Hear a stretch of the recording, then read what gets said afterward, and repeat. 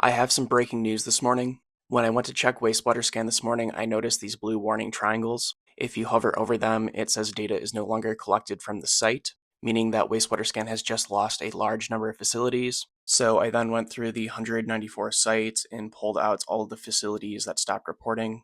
This resulted in a 42 facility loss, which represents a decrease in about 22% of what WastewaterSCAN currently reported on. If you go to my link tree, I compiled it all here in the wastewater contractor downgrade from BioBot to Verily Wastewater Scan, which compared to BioBot in the past is a decrease of over 62% of COVID wastewater reporting facilities, representing approximately 248 less wastewater facilities, where 10 states do not report to Wastewater Scan, ergo Verily, ergo our wastewater contractor for the United States, and 20 US states have one or no facilities representing the entire state for COVID wastewater. This is a major blow to our COVID wastewater tracking abilities.